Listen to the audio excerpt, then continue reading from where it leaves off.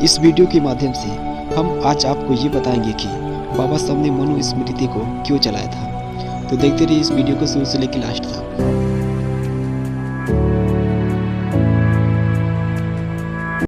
Doctor Ambedkar Manusmriti को ब्राह्मणवाद की मूल संहिता मानते थे। यह किताब द्विजों को जन्मजात श्रेष्ठ और पिछड़ों को दलित एवं महिलाओं को जन्म के आधार पर निष्कृष्ट घोषित करती है। पिछले दलितों एवं महिलाओं का एकमात्र कर्तव्य द्विजों और मर्दों का सेवा करना बताती है।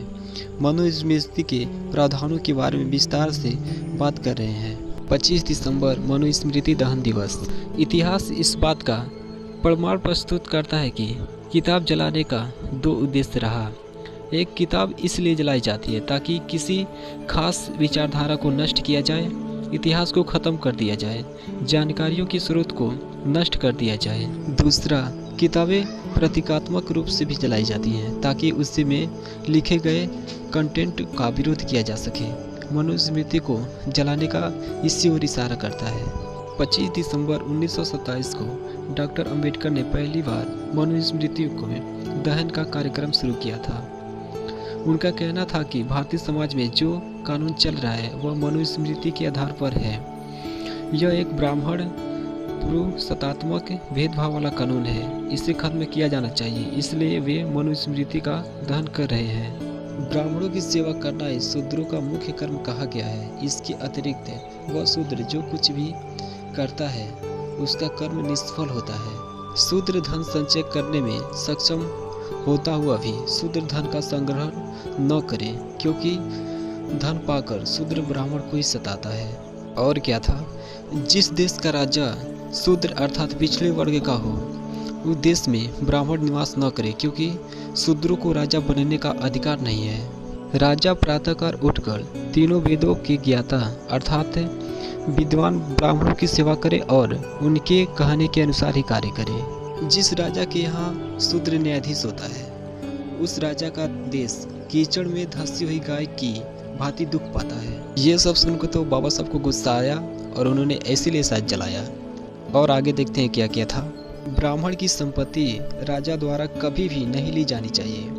यह एक निश्चय नियम है, मर्यादा है, लेकिन अन्य जाति के व्यक्तियों की संपत्ति उसके उत्तराधिकारी के न रहते राजा पर ले जा सकता है। यदि शूद्र तिरस्कार पूर्वक उनके नाम और वर्ण का उच्चारण करता है, जैसे कि वह कहे देवदास तू नीच ब्राह्मण है, तब 10 अंगुली लंबी लोहे की छड़ उसके मुंह में कील दी जाए।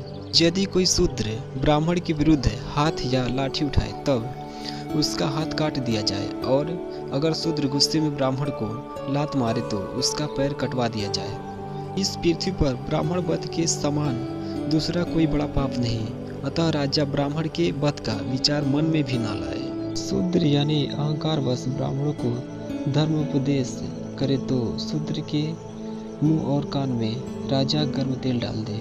बिल्ली, नेवला, नीलकंठ, मेढक, कुत्ता, गोह, उल्लू, कौवा किसी एक की हिंसा का प्रायश्चित शूद्र की हत्या के प्रायश्चित के बराबर है, अर्थात शूद्र की हत्या कुत्ती बिल्ली की हत्या के समान है।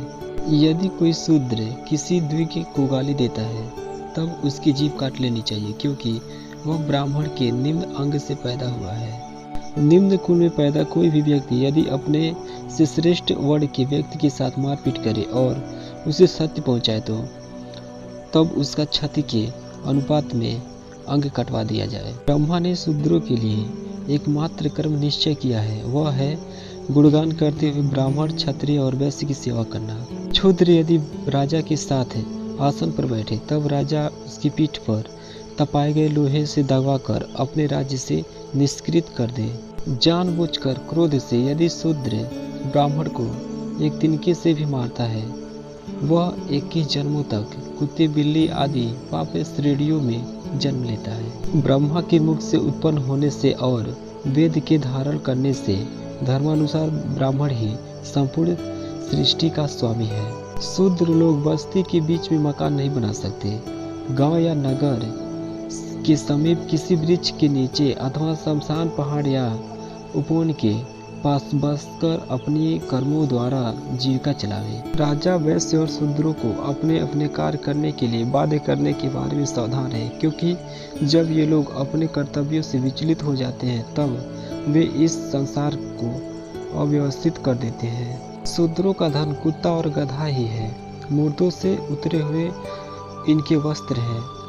शूद्र टूटे फूटे बर्तन में भोजन करे, शूद्र महिलाएं लोहे के ही गहने पहने। यदि यज्ञ अपूर्ण रह जाए तो वैश्य की असमर्थता में शूद्र का धन यज्ञ करने के लिए छीन लेना चाहिए। शूद्रों के साथ ब्राह्मण वेदा अध्ययन के समय कोई संबंध नहीं रखे, चाहे उन पर कोई विपत्ति क्यों न आ जाए। स्त्रियों का वेद से कोई सरोकार नहीं होता, यह शास्त्र द्वारा निश्चय है।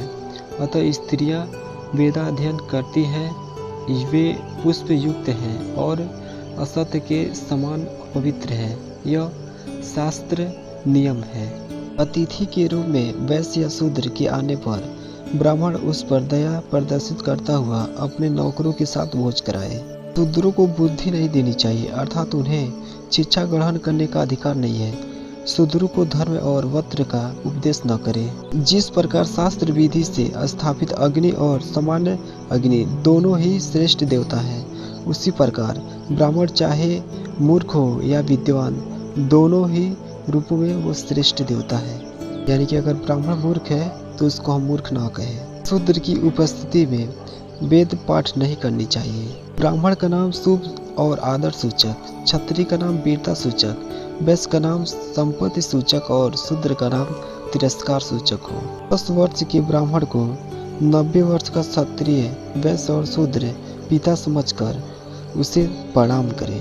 मनु के इस कानूनों से अनुमान लगाया जा सकता है कि शूद्र, अशूद्र और महिलाओं पर किस प्रकार और कितने अमानवीय अत्याचार हुए हैं। तो मनु में यही सब था, मनु स्मृति में, इसलिए बाबा साहब ने इसको जला दिया। बाकी हमारे प्रयास आपको कैसा लगा कमेंट करके ज़रूर बताएं। फिर मिलते हैं किसी नए वीडियो के साथ, तब तक के लिए जय भीम, जय भारत, जय हिंद।